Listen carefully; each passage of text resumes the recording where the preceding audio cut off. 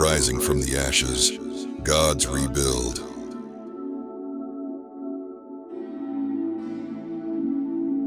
This is a prophetic word for those who feel like life has left them in ruins.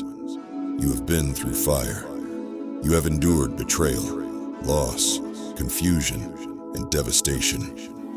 What once stood tall in your life has collapsed. Where there was laughter, now silence. Where there was joy, now sorrow. Where there was expectation, now disappointment. You are staring at ashes, and you wonder if anything beautiful can ever rise again. But hear me in the spirit. What the enemy tried to destroy, God is about to rebuild. Ashes are not the end.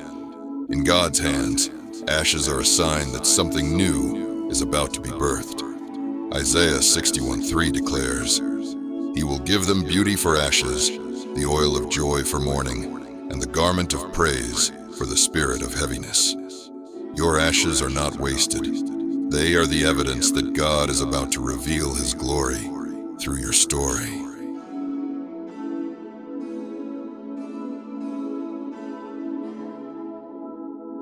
Ashes are not pretty. They are messy, dark, and lifeless. They represent what once was. The ashes you face may come from the loss of a relationship that was supposed to last forever. They may come from a career that collapsed. They may come from friendships that betrayed you, or opportunities that slipped through your hands. Ashes often remind us of pain and destruction. Job knew this reality well. Job 2:8 says, "Job sat among the ashes and scraped himself with a piece of broken pottery." Think about this image. A man who once had wealth, family, influence, and reputation, now sitting in ashes, scraping his sores with broken pottery. He was surrounded by devastation. Yet even in his lowest moment, Job's story was not over.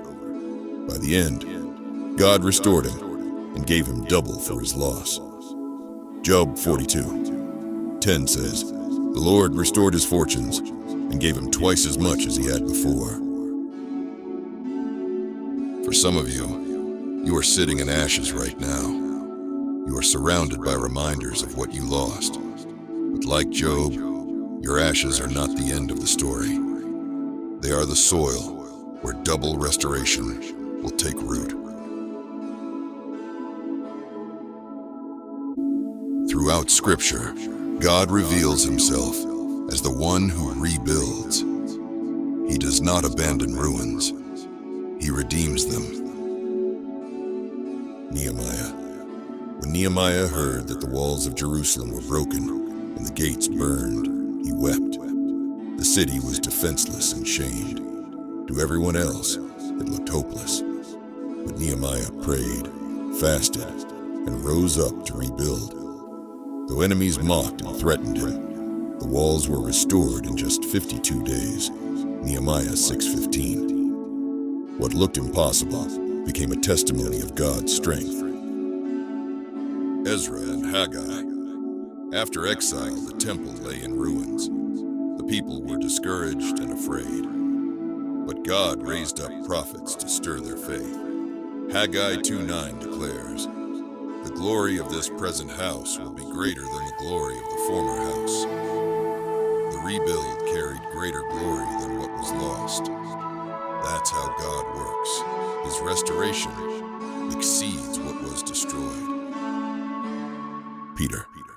When Peter denied Jesus 3 times, it was as if his calling went up in flames. He wept bitterly in the ashes of failure. But Jesus met him on the shore, restored him, and recommissioned him. "Feed my sheep." That same man who failed preached on Pentecost and saw thousands saved. His ashes became the fire of revival.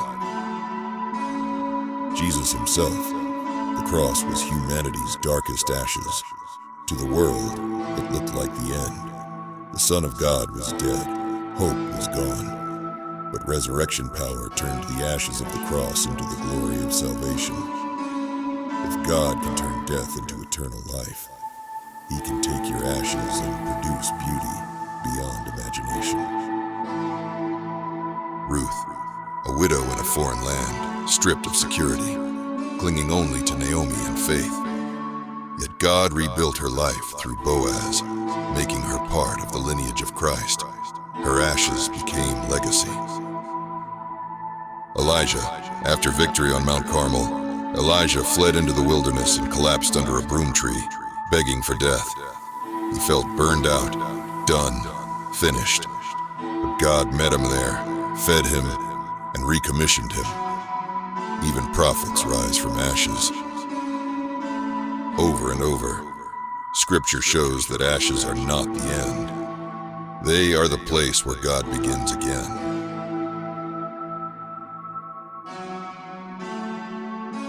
You may ask, if God loves me, why would He let everything fall apart?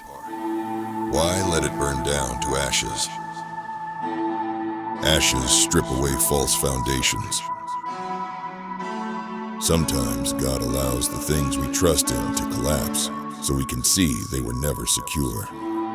Hebrews 12:27 says that God shakes everything that can be shaken so that only what cannot be shaken will remain. Ashes show us what is eternal. Ashes expose the indestructible. Paul wrote in 1 Corinthians 3:13, "The fire will test the quality of each person's work. Fire consumes what is temporary, but it cannot touch what is built on Christ." Ashes remind us of what truly lasts. Ashes prepare for double. Job's ashes were not punishment. They were preparation for multiplication. The same is true for you. What you lost will not just be replaced. It will be restored with increase.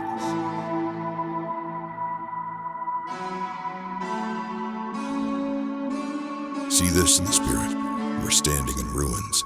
The walls are broken. The smoke still rises. The ground is covered in ash. But suddenly, a wind begins to blow. The breath of God sweeping over your life. From the dust, foundations begin to form. From the rubble, walls begin to rise. From the ashes, beauty begins to emerge. You see Jesus Himself walking among the ruins, placing stones with His own hands, building what man could never build. He wipes away your tears, clothes you in white garments, and crowns you with beauty. Angels surround you, strengthening your hands for the work ahead. The very place of devastation becomes a testimony of divine restoration. Isaiah 61:4 says, "They will rebuild the ancient ruins and restore the places long devastated. They will renew the ruined cities that have been devastated for generations." This word is not just for you, it is generational. The ashes you rise from will break cycles, heal bloodlines, and release blessings to your children and your children's children.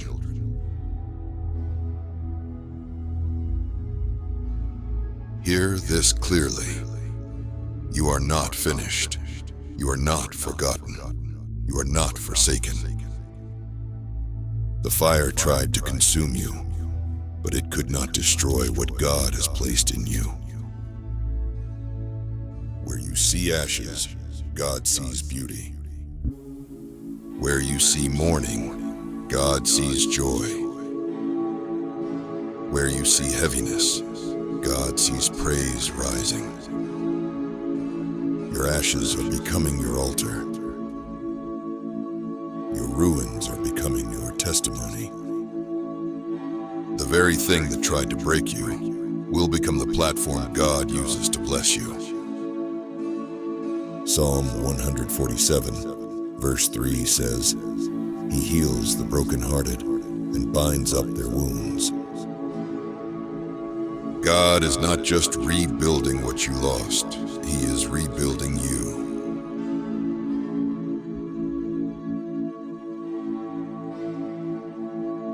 Embrace the new foundation. Do not cling to the ruins of the past. Stop staring at what fell and start focusing on what God is building. Release the bitterness. Forgive those who wronged you. Forgiveness does not excuse them. It frees you. Bitterness ties you to ashes, but forgiveness releases you into beauty. Partner with God's process. Nehemiah rebuilt with a trowel in one hand and a sword in the other. He worked and he warred. So must you. Pray, worship, obey, and stay vigilant. Expect acceleration. The walls of Jerusalem were rebuilt in 52 days. What took years to fall apart, God can rebuild quickly. Do not limit him. Stay consecrated. This new season requires a new level of holiness. You cannot rebuild on old compromises. God is calling you higher. So hear this declaration over your life. You are rising from the ashes. What the enemy meant for evil, God is turning for good. Your latter will be greater than your former. Isaiah 61:3 is your promise. Beauty for ashes. Job 42:10 is your guarantee. Double for your loss. Nehemiah 6:15 is your encouragement. The rebuild will be faster than you imagined. John 21 is your hope. Even in failure, Jesus restores and recommissions. Let's pray. Father, I thank you for my brother, my sister, who has walked through fire. I thank you that even in their ashes, you are present. I speak life over every ruin, restoration over every loss, hope over every broken place.